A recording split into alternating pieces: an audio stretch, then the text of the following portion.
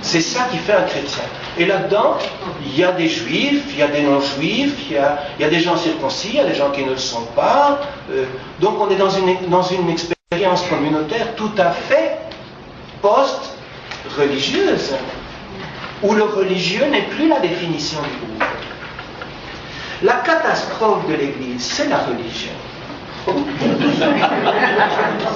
Historiquement, c'est ça. Quand est-ce que ça a commencé? Je ne sais pas très bien quand ça a commencé, mais ça apparaît déjà dans les lettres pastorales, dans les épîtres pastorales, Timothée, Tite.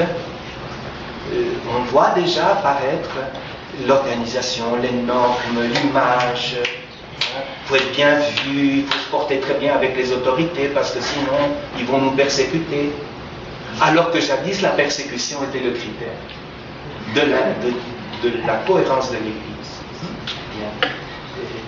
Donc, et puis après les 10 000 ans, évidemment, les 10 000 ans, ça c'est la grande catastrophe historique, c'est le commencement de la chrétienté.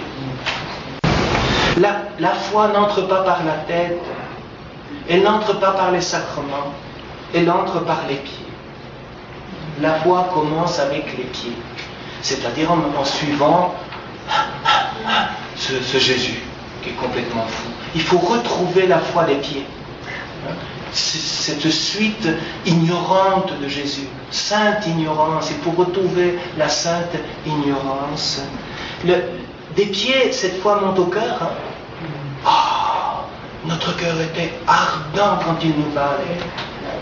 Et alors après, oui, on peut en arriver à la tête, se dire, bon, qu'est-ce que ça veut dire tout ça?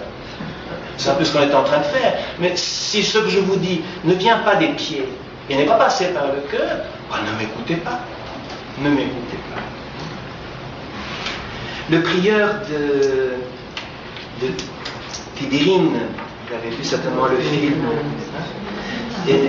décrit, il a été très préoccupé par le sens de l'islam. Il dit, qu'est-ce que Dieu a voulu me dire avec l'islam? Je suis impatient de voir. Il dit, les religions, c'est comme une montagne. Chacun aborde la montagne selon sa culture, sa manière. C'est un chemin de montagne. Mais plus on monte, plus les chemins se rapprochent, mais aussi plus ils s'effacent.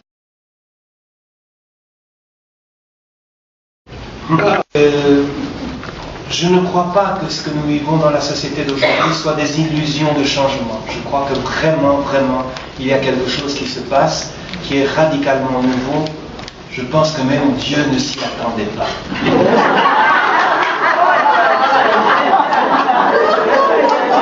Je ne pense pas que Dieu ait pu imaginer la clonation, par exemple. La quoi? La clonation. C'est quoi? La clonation. Ah, pardon, comment on dit? Le clonage. C'est de l'espagnol. Le clonage. Bon.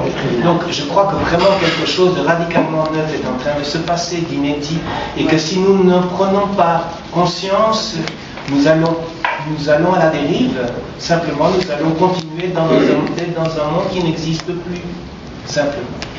Maintenant que nous avons changé de Dieu, c'est une vieille histoire quand même, cela. Ça fait très longtemps, je crois, depuis que le christianisme est devenu une religion, que nous avons changé de Dieu. Maintenant, ce sont les banques, l'IOR ou autres, mais c'est une très vieille histoire, ça c'est pas nouveau. Et c'est justement le propre de la religion, c'est quand la proposition de Jésus devient un lieu de pouvoir. C'est le pouvoir qui est le faux Dieu. Ça peut prendre toutes sortes de formes. Et donc il faut retourner à ce que Dieu révèle de son Dieu, de son Père. Voilà.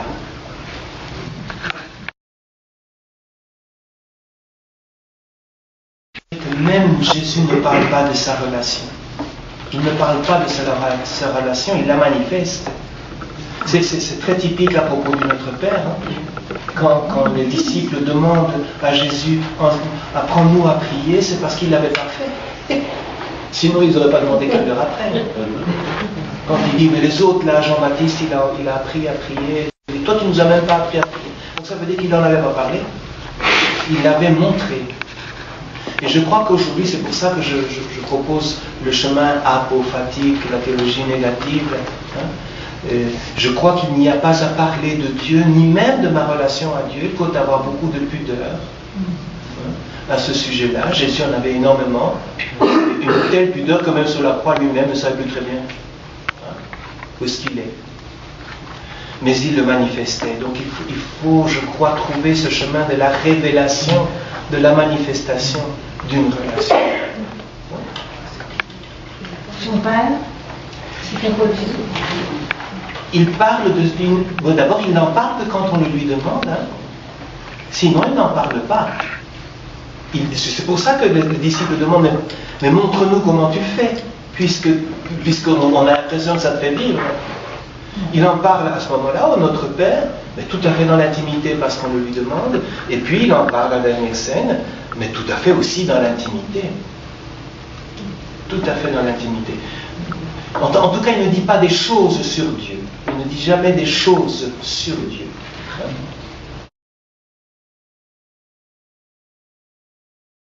Je crois qu'il faut renoncer à la transmission d'un contenu. Mais qu'on ne peut pas éviter de se transmettre, d'irradier, c'est ça la transfiguration. Quand la Samaritaine a rencontré Jésus, elle ne dit pas des choses de nouveau sur Jésus. Mais c'est irrésistible pour elle, elle court, irradie Jésus. C'est ce que dit Saint Paul quand il parle. Je pense que c'est le propre de l'expérience mystique. Le propre de l'expérience mystique, c'est que vous ne pouvez pas la dire. Elle est indicible. C'était dans mon corps, c'était dans mon corps, je ne sais pas, dit Paul. C'est indicible. Mais en même temps, je ne peux pas m'empêcher de le dire. C'est ça. Hein? Et donc, la vraie transmission, c'est le kérigme pour moi. Le kérigme, c'est la crédibilité de ce qui s'est passé en toi avec Jésus-Christ.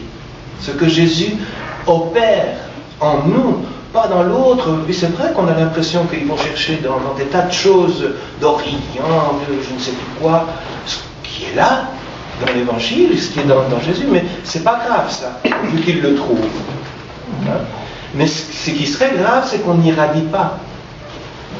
Et là, je vous assure, on reçoit des tas de jeunes dans mon petit monastère, des tas qui viennent d'ici, d'Europe, etc., qui ne croient à rien du tout, semble-t-il, et puis simplement parce qu'ils voient quelque chose d'étonnant, et de simple en même temps, parce que justement ce qui est dans Jésus est simple, et il n'est pas sophistiqué comme toutes les propositions d'aujourd'hui, c'est quelque chose d'extrêmement simple. Ils sont touchés, et je connais des jeunes qui ont fait vraiment une expérience de conversion dans notre monastère, alors qu'on n'a rien dit, on n'a rien fait, que des choses tout à fait banales. Donc je crois qu'il faut revenir à une transmission kérigmatique, et tout ce qui est aujourd'hui discours est contraire, en espagnol on dit contraproducente. C'est contre-productif, ça fait l'effet inverse de ce que l'on voudrait. Alors tu vas dire, mais il y a un million qui applaudit Jean-Paul II. Bon, le jour après, c'est fini. Ça fait partie du sophistiqué. Donc il faut renoncer à toutes ces sophistications et simplement laisser être. Venez voir quelqu'un qui est vraiment extraordinaire. C'est tout. Voilà. Professeur de théologie dans un séminaire pendant 15 ans. Aujourd'hui, c'est l'Opus Dei qui est là, comme vous comprenez. Je n'y suis plus. J'ai dit plusieurs fois, il faudrait fermer le séminaire pendant 10 ans et travailler avec les familles. Donc, je crois aussi qu'il faut décléricaliser l'Église. Il faut arracher le vice du pouvoir dans l'Église, et le vice du pouvoir, il est fatalement clérical dans l'Église. Le cléricalisme, c'est le pouvoir religieux. Donc, oui, je pense que le problème, c'est pas que nous manquons de prêtres, c'est que nous en avons trop. C'est ça le problème, c'est-à-dire qu'il faut revenir à cette Église qui ne crée pas une nouvelle religion, mais qui est une communauté eschatologique et charismatique. Et que dans cette communauté, on redécouvre les charismes. Par exemple, le charisme de la présidence, le charisme de l'écoute, le charisme du docteur, de l'enseignement. Il faut le redécouvrir, mais pas comme quelque chose d'automatique et de hiérarchique, mais quelque chose qui revient de l'expérience charismatique. C'est pour ça que je voudrais profiter de ceci pour dire aux femmes, ne désirez pas être prêtre. Vous y auriez droit, vous y auriez droit. Mais justement, la communauté chrétienne ne vit pas au niveau des droits. Et si c'est, comme dirait Jésus, pour former des prêtresses aussi mauvaises que nous, ça ne vaut pas la peine. Aidez-nous. Moi, je crois très fort dans mon sacerdoce, très fort. Mais aidez-nous à être des prêtres comme Jésus, déchaussés, à genoux, qui lavons les pieds des autres. Hein? Et les femmes, justement, parce que vous avez été exclus du pouvoir dans l'Église pendant si longtemps, et encore aujourd'hui, bénissez Dieu d'avoir été exclus, vous pouvez nous montrer le chemin de ce qu'est l'Évangile. Ça veut dire quoi? Jésus a une expression dans Saint Jean qui est très forte, il dit « Dieu m'a remis tout jugement, et moi je ne juge personne. Je suis venu pour qu'il vive, et qu'il vive pleinement. » Donc l'idée d'un salut qui serait quelque chose qu'on peut acquérir en connaissant Jésus, en connaissant les commandements, etc. Et demandez à n'importe quel de vos adolescents si c'est important pour eux. Ils vont rire. Ce qu'ils veulent, eux, c'est vivre en plénitude. Et ils ont bien raison. Je crois que l'évangile, l'originalité de l'évangile, c'est aujourd'hui, tout de suite, immédiatement. C'est le premier discours de Jésus à la synagogue de Nazareth. Tout ça, c'est maintenant, tout de suite. Je crois que c'est la fameuse tension entre le déjà et le pas encore du royaume. On dit le royaume, il est déjà là et il n'est pas encore là. Alors nous, on a développé le pas encore, et on dit, si vous voulez vous sauver, il faut vous sacrifier. Entre parenthèses, je ne suis pas sûr que les curés et les religieux se sacrifient autant. Je pense que les parents et les époux sont bien plus sacrifiés. Bien plus. Ou alors, également, tout disciple de Jésus doit se convertir, quel que soit le lieu où il développe son être de disciple. Mais je crois qu'on a trop développé le pas encore, et donc la morale, le sacrifice, pour obtenir un salut qui aujourd'hui n'est plus crédible dans les nouvelles catégories, les nouveaux paradigmes. Mais par contre, si notre vie est une bonne nouvelle, qu'est-ce que c'est qu'une bonne nouvelle? C'est une manifestation de la joie, de la vie, de la santé, du sens. Alors oui, ils peuvent se tourner vers l'avenir. Mais ne leur parlez pas de l'avenir si aujourd'hui ça n'a pas de sens. Il faut travailler l'aujourd'hui, le déjà du royaume. Et vous savez, ce déjà du royaume, il est tout le temps. Si vous voyez un enfant qui parle avec sa maman, son grand-père, si vous voyez... Enfin, vous avez des millions et des millions de signes de l'aujourd'hui de Dieu. C'était déjà le beau texte du frère Roger de Tessé. Donc il faut retrouver le sens de l'aujourd'hui et laisser à Dieu nous sauver dans l'aujourd'hui. Il ne faut pas parler du salut, il faut l'être aujourd'hui.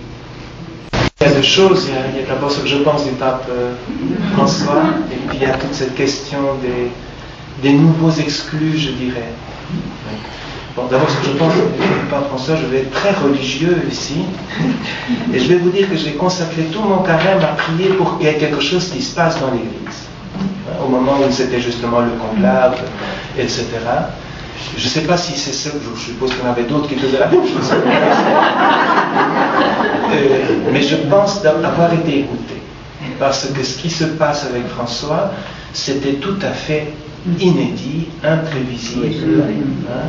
Moi, je n'avais plus beaucoup d'espoir dans l'avenir de cette grande structure. Hein. Et je le retrouve. Je le retrouve. Pourquoi? Parce que lui-même a dit qu'il sentait qu'il avait reçu une espèce de grâce spéciale depuis qu'il avait été choisi. Parce qu'en fait, quand il était évêque de Buenos Aires, c'était un homme très proche des pauvres. Ça, il a toujours été très très proche des pauvres, mais c'était un homme extrêmement dur au niveau moral, justement. Extrêmement proche de la doctrine classique. Aujourd'hui, il ne parle plus de doctrine, en tout cas jusqu'à présent, je n'ai jamais entendu parler de doctrine. il parle des gens